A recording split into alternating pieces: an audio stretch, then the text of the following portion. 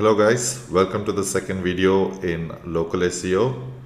I hope you guys have followed all the instructions from the first video and set up your Google My Business listing. This is extremely important, like I've mentioned in the previous video also, to perform any kind of local SEO. So before we proceed any further in terms of how to perform local SEO, let's quickly run through all the activities that you should have performed by now, both on your website and Google My Business listing. So before we proceed, please ensure that you have completed Google My Business listing with all the accurate information and added your name, address, phone number on your website. I will also tell you how to add this particular information with the schema markup in this particular video. Also ensure that you have added your keyword plus city name in the title tag, the same keyword and city name in your description tag. A lot of you might be right now thinking that why am I suggesting you to add your keyword plus city name in the meta description when it is not being accounted for in terms of rankings from Google.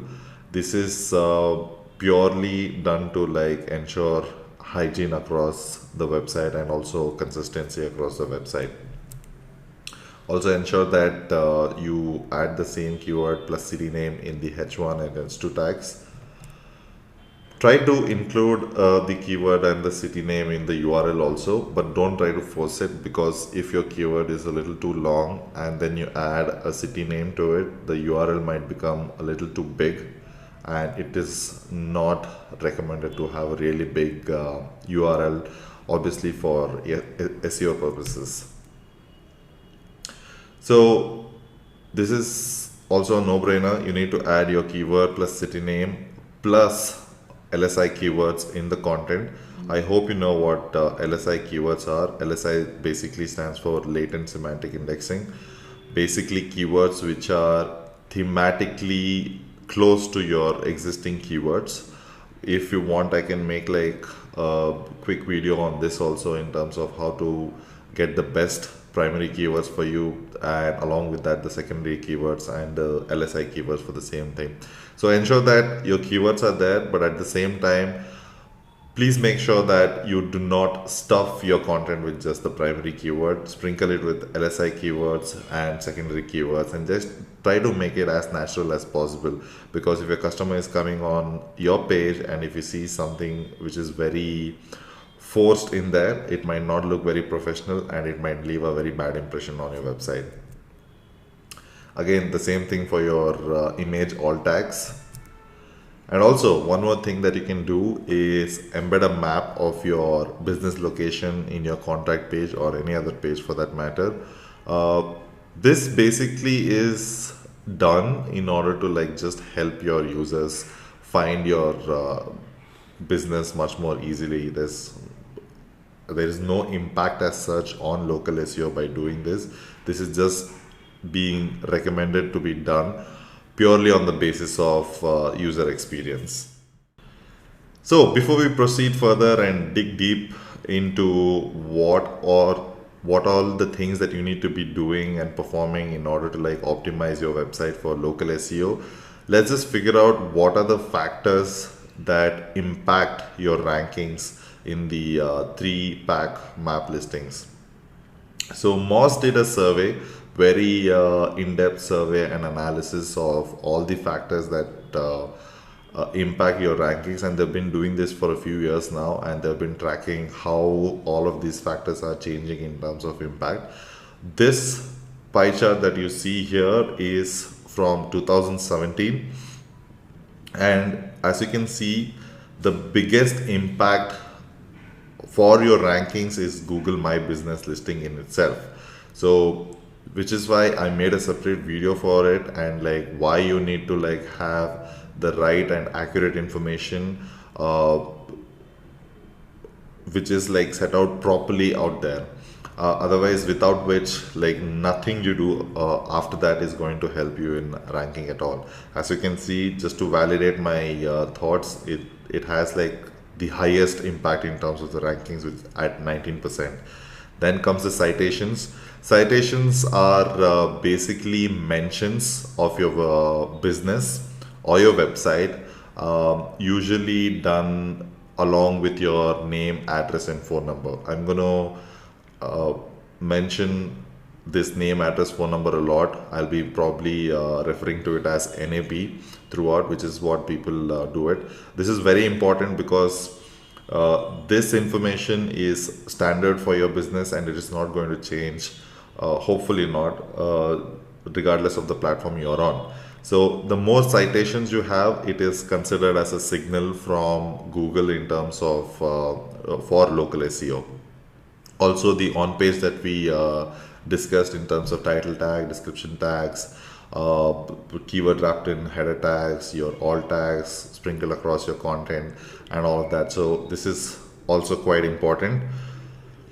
And not surprisingly, links play a very, very important role in local SEO too. So this kind of like helps you both in your organic listing as well as your three-pack map. So in terms of link building, I'll make a separate video because obviously link building is a very extensive video in itself, and it's an extensive procedure in itself. There are like tons of ways you can build links.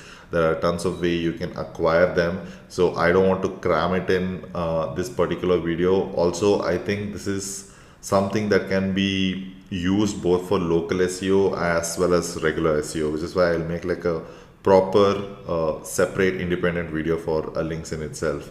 Then obviously the number of reviews your business is getting and how fast they're getting and what is like the diversity of the reviews, all of this also matters.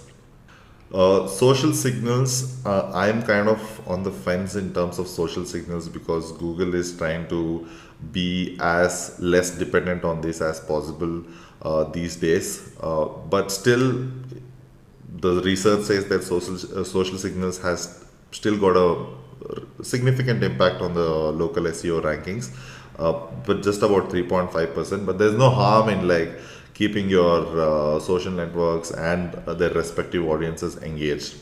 So the other two are your behavioral and personalization. I'll tell you what exactly this is. Behavioral is how many times are people opening your result in the Google 3-pack map or in Google Maps itself, and how many of them are actually interacting. So this can be in terms of your click-through rate, which is CTR, how many people have clicked on the call button, how many people have clicked on the get directions buttons.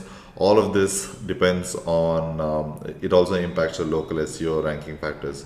There is not much you can do in terms of trying to manipulate the impact this particular thing has, except setting your Google My Business listing as accurately as possible. The second one, there is absolutely nothing that you can do in terms of, because it's all about personalization for the user and for Google.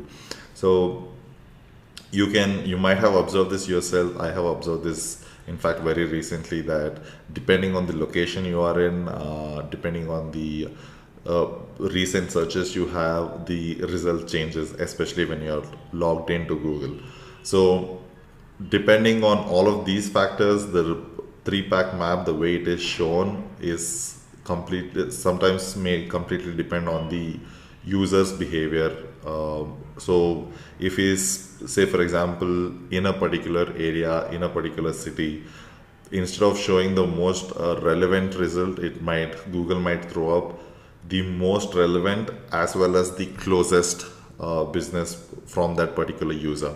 So again, there is not much you can do about this particular thing, but there are all these other factors which make up to like almost 80% of the impact. So everything or rest of the things is very much in your control. So in this video, we'll be mostly talking about how to get citations, how to get your on-page sorted, which has already been discussed, and also very importantly, how to get the schema markup done. Before you go ahead and get your citations done across different aggregator website, different directories and all of that, you need to ensure that your NAP and your schema markup for your NAP is like properly set up on your website, and you maintain that format consistently across every directory possible out there. So which is why we'll talk about how to set this up in terms of schema. So when you set this up in properly in schema markup, there are a lot of advantages. So one of them is obviously you'll get a better click-through rate, and also Google will be able to read your name, address, phone number in a much better way than reading the text itself. And there is multiple ways to do it. I'll show you how you can do all of these things. Moving on. Now let's see how to set up schema markup for NAP. I know that a lot of people have been asking how to set up schema markup for your website. In this video, I'm showing you how to set up schema markup just for NAP, but the same method can be used to set up schema markup for pretty much anything. It can be like your products, it can be reviews, it can be recipes, it can be pretty much anything. So the technique or the method is pretty much the same, but there are multiple ways to do this. So I'll show you exactly what are the different ways, starting from the most technical and ending it with the most easiest way to do this. So typically there are 4 different ways in which you can set up schema markup. One is you can do it through a plugin for WordPress. I have done a lot of research in the past, and I've done a lot of research even now. Unfortunately, there is no free plugin which supports local businesses, so the only options that you have are paid plugins. I would say they're completely worth it, but because it saves you a lot of time in terms of setting up and all of that. But if you don't want to spend money on these things, there are obviously other ways, like you can add it yourself manually into your footer file. You can also add it using a text widget. You can also do it using the Google Data Highlighter. I'll show you exactly how to do all of these things so that you can set up your schema markup for NAP, or you can use the same method like I mentioned before to set up your schema markup for any information out there. So let's see how you can set up the schema markup using a plugin. Like I mentioned before, most of the free plugins out there do not support local businesses or NAP schema markup. So the only option you have are paid plugins. After a lot of research and a lot of trial and error, I have zeroed in on one particular plugin which will literally do the job for you in terms of this. So I'm just going to run you through a few screenshots of that particular plugin and how you can use it. It's pretty straightforward if you want to go ahead and use it. If not, you can always, there are multiple other ways of setting this up. So this is the plugin I have been talking about. It's called Rich Snippets WordPress plugin, and you can find it on codecanyon.net. This is not available on the WordPress plugin database. You have to purchase it separately and upload it to your WordPress blog through a zip file.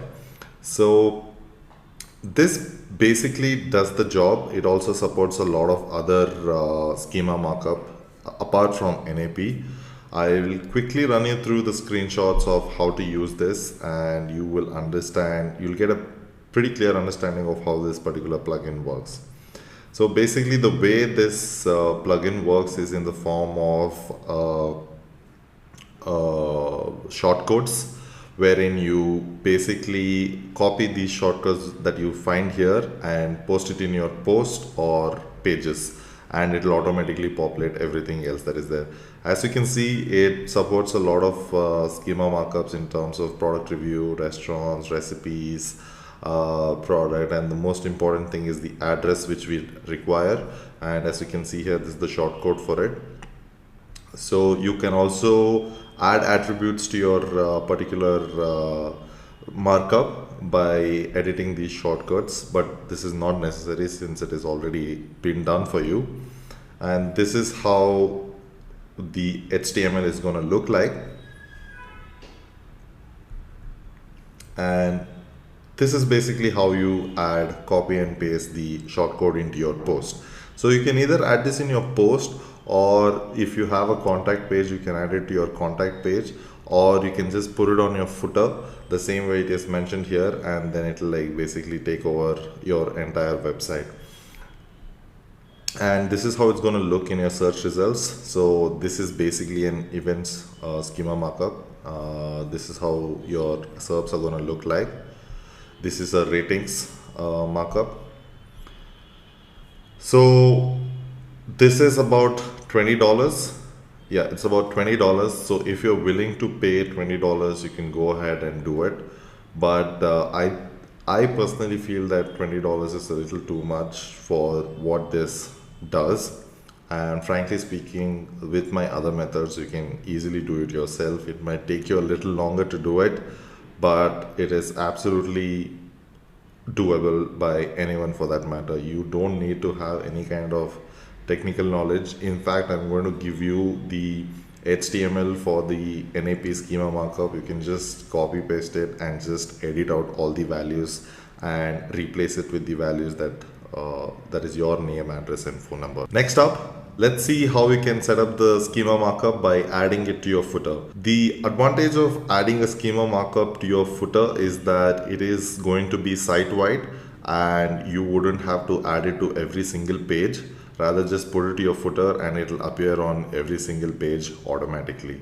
So let's see how you can add this to your footer. As you can see here, I've logged into the dashboard of learndigitalmarketing.com. We have set up a dummy blog over here just to show how things are done for you. And basically, you can do this in two ways. One, if you're okay with being a little technical, basically you go into the editor, and as you can see, there are a lot of PHP files which you'll find here.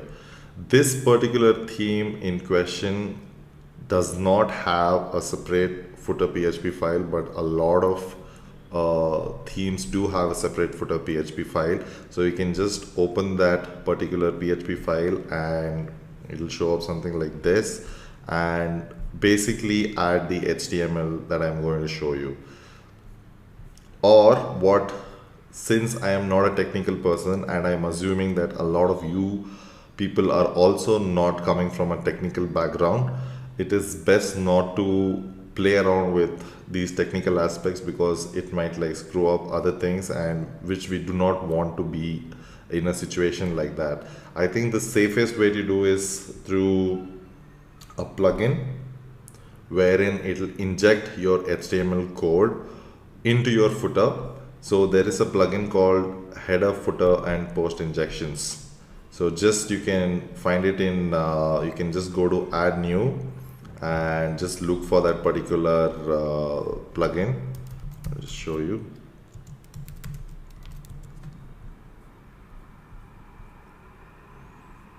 This is the plugin that we are talking about. It is being used by more than 1 lakh people out there, so, and it's got like 5-star rating all throughout. So it's a pretty safe plugin to use, and I have personally used it and it's a great plugin. So you too can use this particular plugin to inject that particular HTML code into your footer, and which will make your schema markup to appear in all the pages. So let's see how to do it. So once you've installed this particular plugin, you need to go to settings and you will find it separate settings in header and footer. So you just need to scroll down a little bit, and then when you scroll down here, you can see this is basically the HTML for the schema markup, and this is how it's going to look like. I am going to put this into a text file which you can download. All you have to do is replace these values which are in black with whatever information that you need to put in. So once you put it in like this, so you, where the name is, you just put in the your business name. The street address is your street address. Locality is technically your city. Region is your state. Postal code is postal code, of course, and the telephone is basically your telephone number. If you want, you can put your latitude and longitude also, but it is not required as of now. This is the most important 3 main things that needs to be there, which is obviously the name, address and phone number. So which is why I'm just covering that aspect. You can always add more lines to this and create a more extensive schema markup, but for now this is all that is required. So ensure that you paste this code both in the desktop and the mobile version, and once you post this, you can see it something like this. So this is how it's going to look like, and the end user is not going to see all of this code. The end user is going to only see the information that is mentioned here. So there is nothing to worry about there. And so you can just download the file, install this particular plugin, paste this particular HTML code, and it is going to appear across your website. It is as simple as that. So if you are a technical person, I would strongly recommend you go and edit your footer.php file and just play around with it. If you're not, which I'm assuming you're not, this is one of the easiest and simplest and safest way to do without messing around with the code of the theme. So now you know two different ways of doing it. There is also another way you can do it depending on the theme that you're using. So certain themes, when you go into your appearances and widgets, have a separate column wherein you can modify the way your footer is going to look, and I'll show you how you can do that and by using a text widget. Let's see how to add schema markup by adding a text widget. So the HTML code is going to remain the same, so you have to copy this, go to appearance, on widgets. As you can see, there's sidebar and all of these things here. So basically, if your theme provides you an opportunity to edit your footer, you're going to see another box here called as footer, or footer 1, footer 2, footer 3. It depends completely on your themes, but this is how it's going to look like. In fact, you can put it on your sidebar widget also here, but that is not recommended because it kind of like distracts the user, and it's not the kind of information that you would want to put right in front of your user. So imagine this is the footer widget that you're seeing here. So if you scroll down here, you will find something called as text. So you just click on that, and it is sidebar widgets is already been chosen for this particular theme. But here, if you have a separate footer widget, you just choose the footer widget and click on add widget. So as you can see, it has been added to my sidebar widget. So I open this up. In the content, I copy paste the HTML code and hit save. As simple as that. So it is saved. So then the reason why I'm giving this option is also because certain themes have an inbuilt editable footer which goes very well with the theme itself. So it doesn't even seem like it is forcefully added there. It's got all the CSS, it's got all the styling done properly.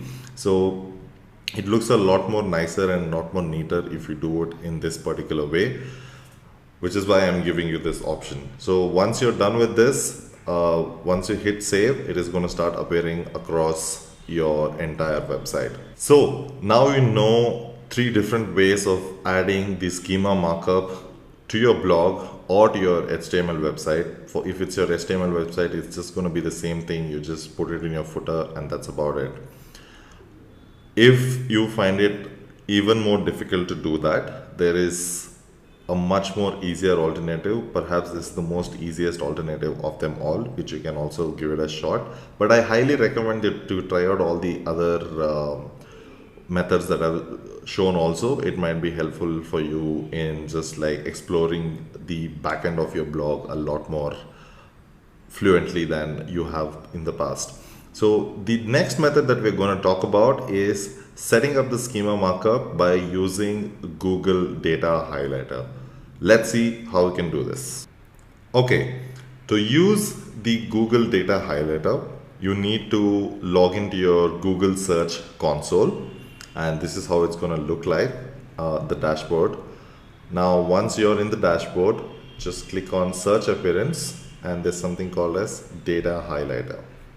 Just click on that, And basically what this does is it helps Google understand all the markup and the data that is encompassed in the markup for Google alone. It helps Google understand all this information in a much more nicer way. The disadvantage of this particular method is that only Google will understand this and no other platform is going to understand this, which is why it is sometimes recommended that you use the HTML that I showed you earlier and actually put it on the website. If you're okay with, if your primary platform is just Google, then this is absolutely fine. You can just use the Google data highlighter and you're good to go. So to start with the data highlighter, you need to click on start highlighting, and it'll ask you for a URL. I'm going to use one of the blogs that I've put in here, and it is going to ask you what is the type of information to highlight. So when you click on it, as you can see, there are different kinds of markup that is available here that needs to be done. So in our case, we're going to use local businesses. Now there are two options here: tag this page and others like it, and tag just this page. So if your NAP is just available on one particular page, this can be in the case of just the contact page. So then you need to use this particular option. But if you use it, say in the footer, and it appears in pretty much every possible page, then you need to put it like this. Great. So now we are in the highlighter, and as you can see, there is something called as my data items. And what you need to do here is basically I've put it in the footer, so we're going to highlight all the important information. So the first thing I'm going to tag is my business name, which is this. So I'm going to just left click and highlight this, and this is going to show up. I'm going to tag it as name. As you can see to your right, it has been populated under name. In case you've made a mistake, you can always click on the cross sign and it'll just clear the tag and you can highlight it again. Next, let's go for address. I'm gonna select the entire thing and tag it as address. Now let's go for address. For this, I'm gonna select everything that's mentioned here, including the pin code, as address.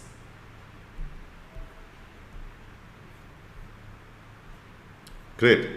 So please ensure that the way you are helping Google identify your address, it is mentioned and put across the same way in every possible platform out there. This is extremely important because your NAP needs to be consistent across every other platform. When I say every other platform, for example, you choose to put your business information on Just Dial, ensure that the address is in the same format if possible.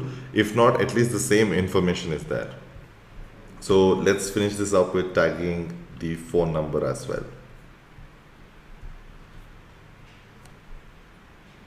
So it's pretty much name, address, and telephone is done. If you want, you can add your other information also in terms of opening hours and category and all of that.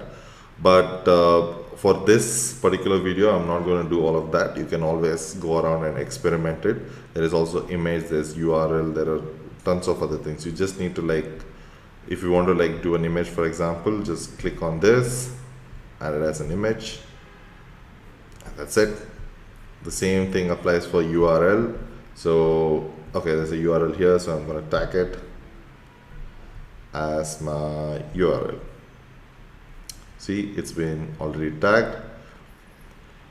So our name, address, and phone number has been tagged successfully. Then we click on done. So once you click on done, this is what Google is going to show you. In fact, the Search Console is going to show you where all the pages which are very similar to it. So Google has found out that there are 8+ pages which are similar to that, and the same information is there on all of these pages, which is great. So I want to go ahead and say create page site. This is very important because every time this particular page, or any page for that matter, is listed in the SERPs, the same markup is going to be shown to the users. So now Google is going to like show me other pages which are very similar and ask me to like tag the same things if required.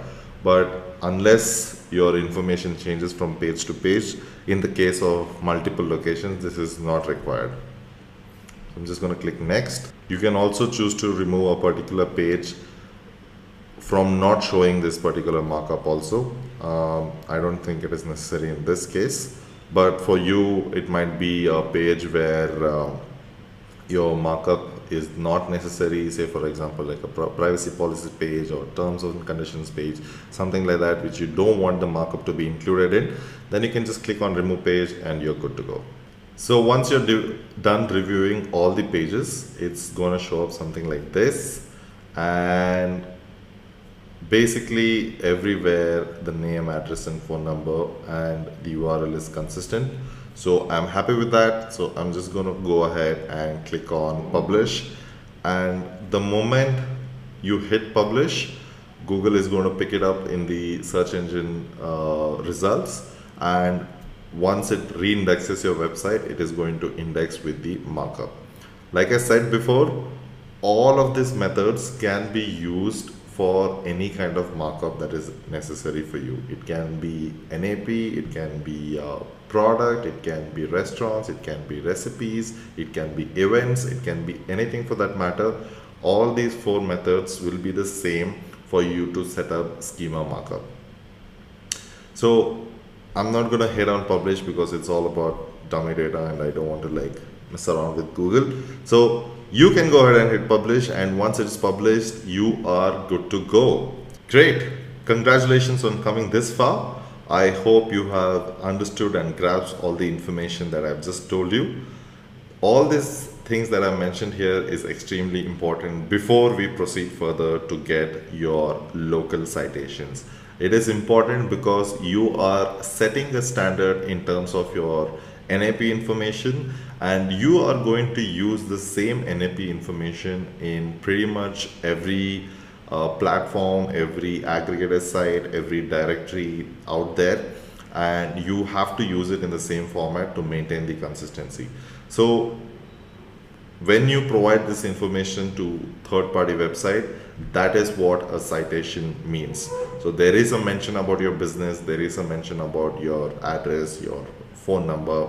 So this is basically what a citation means. So how do you get these citations? And as you can remember from the earlier slides, local citations have a significant impact on your local SEO rankings. So the more you have them, the better it is for you in terms of ranking for your local SEO. So let's see how we can get these local citations. The most easiest way to get citations is from your generic directories. For example, it can be like Just Dial.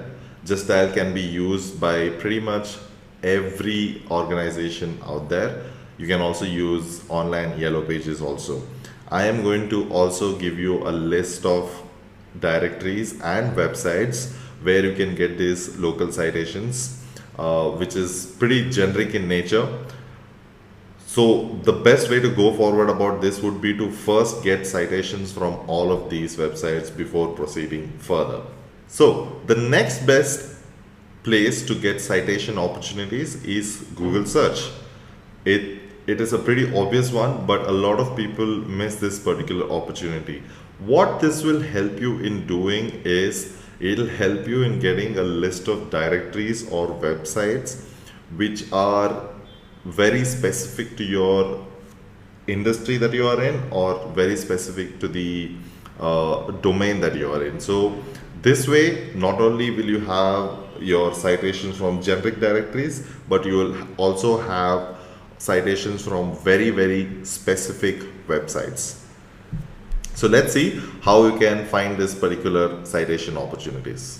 So I googled guitar classes Bangalore, and this is basically the result, and this is the 3-pack here, and you can see that this is what I was talking in terms of the proximity. So there is something called as literally guitar classes, and it just got like 3 ratings, but I think it's pretty close by to my location right now, which is why it is showing in first position, although this might not be the best result out there. As you can see, my School of Rock has 108 interviews with a 4.8 rating, but still, unfortunately, because of my proximity or lack of it, he is in the second position in this particular thing. Now you can see here there are tons of websites which are also mentioned in the organic results. So let's see all the places where we can get these particular things. I think you can try an Urban Pro, Urban Clap. Like I mentioned before, Just Dial is already here, and you can probably post it in Quora also with the same NAP information. You need not have to drop in a link. You also can drop in a link, and this might also be considered as a citation. There is of course Sulekha.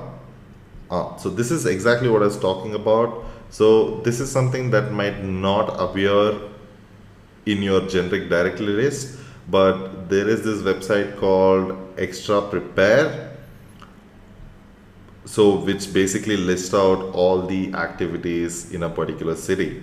So why not? Like, so this is exactly what I was talking about. So they have a link here which says that list your institute for free. So I just basically click on it and add my particular information here. So basically I add my institution's name, I add my mobile number, I add my address in the same format which I've given in Google.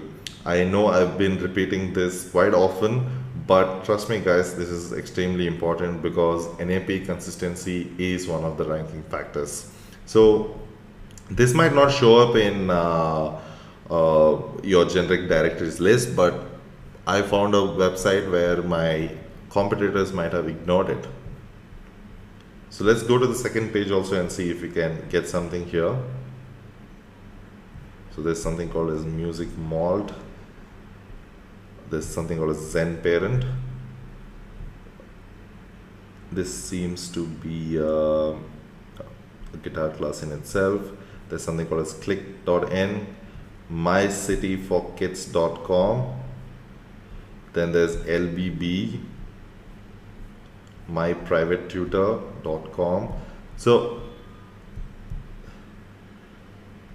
as you can see, there are tons of these kind of websites where you can go there and like list your particular business over there. And whatever business you are in, when you do a Google search for the exact keyword that you're trying to rank for, I'm sure you'll find a ton of websites like this.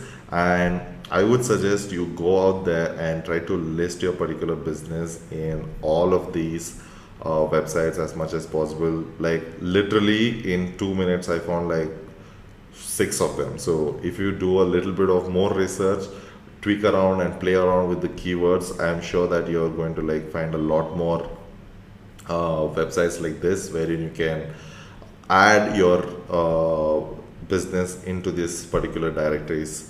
So don't ignore these. Try to get into as many websites like this as possible. So in fact, if you get into a website like LBB, which is like pretty famous, you can see here they have literally written out the address, the phone number, which is pretty awesome if you ask me. This can be considered as a citation in itself. So you wouldn't want to miss out getting featured in a website like this. Also, not only will it give you a citation, it can give you a lot of exposure and a lot of traffic also. So great, now you have listed yourself on the generic directories, again for which you have a list which can be downloaded. Now you found out how you can get the citation opportunities using a simple Google search. Let's find out how you can do a competitor profile analysis wherein you can see where your competitor has got citations from and try to mimic their profile. Let's see how to do that. Okay, keeping the same example of guitar classes in Bangalore, in order to find out what are the citation opportunities that I might find in terms from my competitor, what I did was I took the best person or best business out there who has optimized their website for local SEO, which in this case was my School of Rock. And I went and did a Google search with the business name and the area where they're located in. You can notice that I have put both the business name as well as the area which they're located in double quotes. I hope you know that when you put your search query in double quotes, it becomes like an exact match, and Google is going to show you information where the business name is exactly in this order and the area name is exactly in this order. So there are about 211 results apparently. So let's see if we can dig out more citation opportunities. So the first one is Facebook. So you have to like set your Facebook page also and put in your address, which you can see here. And these guys seem to have maintained pretty much consistently in terms of the address. So you can see here, if we match it with this, although it is not exactly a replica, it is the closest you can get, but I would suggest you don't do that. Then there is askleila.com, and again askleila, just dial is showing up again. See, here's something that we found called shapingkids.com, wherein the citation has been picked up. So again, there is Indranagar 7.rssing. There is allevents.in. See, these are the kind of hacks or workarounds that you might find. So for example, this is a business organization, but he got himself a citation from allevents.in. So which is great. So if your business organization can create an event, it can also be a webinar. I would strongly suggest you go ahead and put this information on events website, and you might not only get a backlink, you will also get a citation for your local SEO. And also it has been picked up by YouTube also. Let's go to the second page. Again, an events website, and there is also a schools directory wherein they have listed out all the schools. So as you can see, I have found out where all this particular business organization has got their citations from, and I would go about and try to replicate this profile by creating citations on exactly these platforms, which is great for me because I don't have to sit and dig through the entire internet to find citation opportunities. Now what you would want to do is replace this business name with your competitor's business name. Make a list of say 10 competitor business names and just keep on doing this again and again, and you'll have a list of a good bunch of websites and directories from which you can get citations from. So that in itself is a huge time saver. And basically what it does is very importantly is that you are matching up with your competitors. And not only are you matching up with the competitors, you are being better than all of these competitors because you have cumulatively gotten all of these citations what all your competitors have, plus you have cleverly gone to Google and looked for other citation opportunities by googling your keyword along with all their variations, plus you have citations from the generic directories also. So this way you have a bunch of citations and you are way ahead of the competition right now. So these are the things you can do to set up citations for yourself.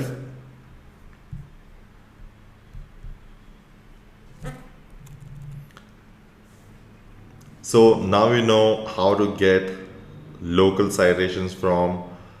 I'm gonna say this again. I know you're gonna hate me for doing this, but please maintain consistency with NAP information. The more consistent it is, the more easier for Google it will be to rank your website in the 3-pack maps. Now you got yourself some very nice citations by digging into your competitors, by digging in Google, and by digging into the generic directories, which is great. But also reviews form a large part of your impact in terms of your ranking. So how do you go about getting reviews? I think the most obvious one would be to seed the first few reviews yourself by asking your friends and relatives to like go about and write a nice review about your business organization. If it is your clients, you can ask your employees and their employees to write a review about that particular business organization. But when you're doing this, please keep in mind to maintain the review velocity and review diversity. What does it mean? When I say review velocity, if you put in all the reviews on the same day or at the same time, Google will obviously know that these reviews are not genuine. If you, common sense would say that reviews would be naturally spread out across a period of time, and if a bunch of reviews are coming at a particular time and then there is no reviews for a large period of time and then there are like sporadic reviews, obviously it means that it's been rigged up. So you would want to tell, if you're seeding it, you would want to like spread it out across a few days to make it look natural and try to maintain that momentum in terms of getting reviews. We'll get to that later on.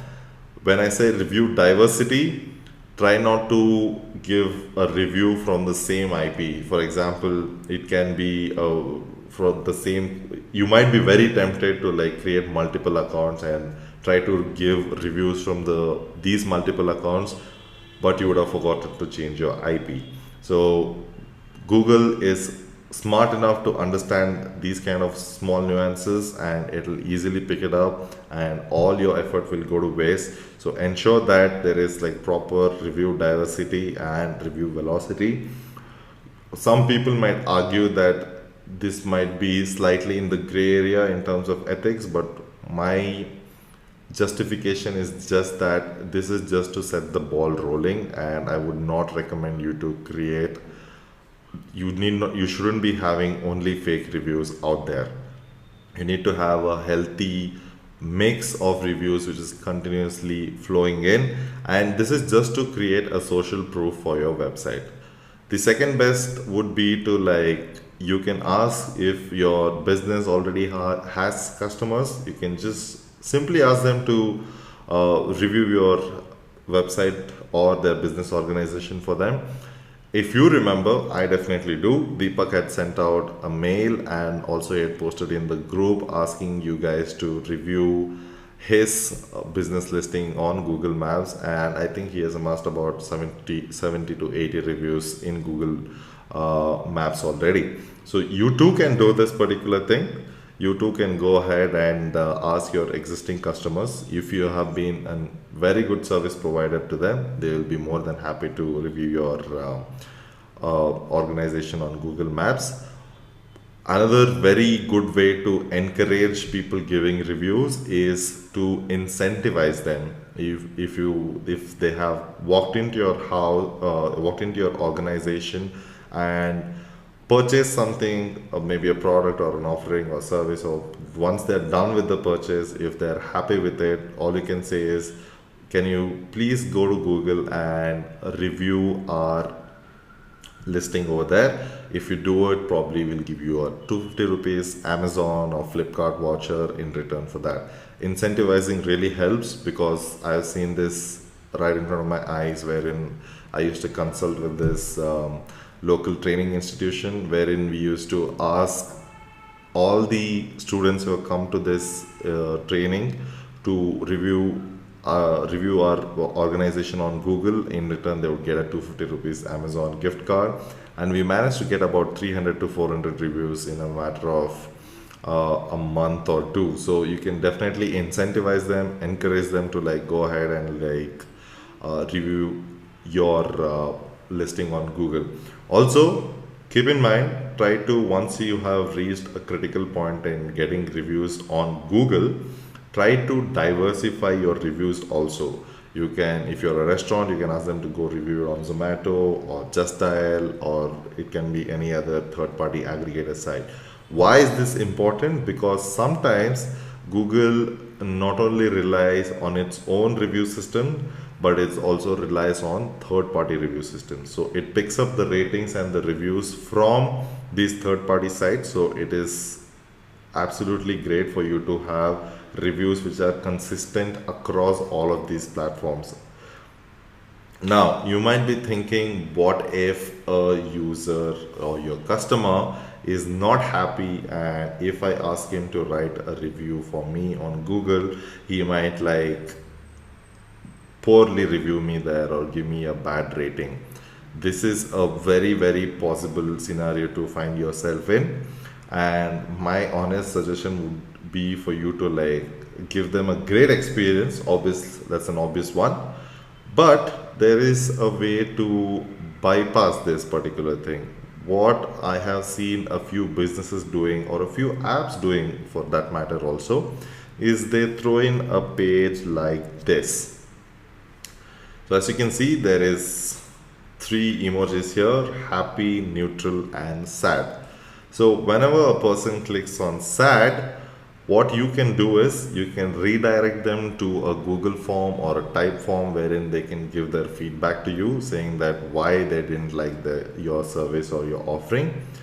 But if they click on the happy emoji or the happy smiley, you can directly redirect them to your Google listing or any other listing for that matter. That way you are catching all the negative reviews, and obviously goes without saying, you need to address these concerns and issues that your customers have raised and try to solve it for them.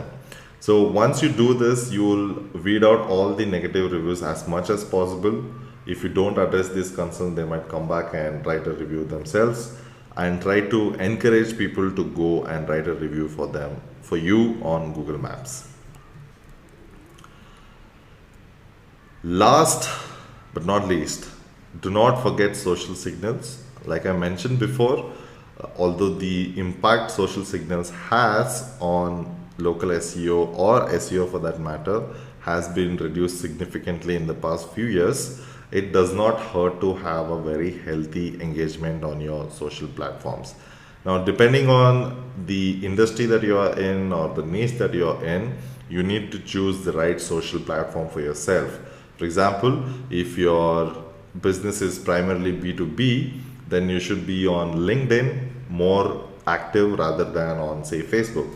If you're a women's fashion accessory business, then I would strongly suggest you be on Pinterest and on Instagram.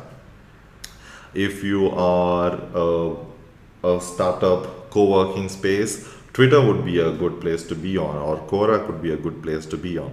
So choose the right social platform, because if you choose the right social platform, you will engage the right audience, and when you engage the right audience, they will engage back with you.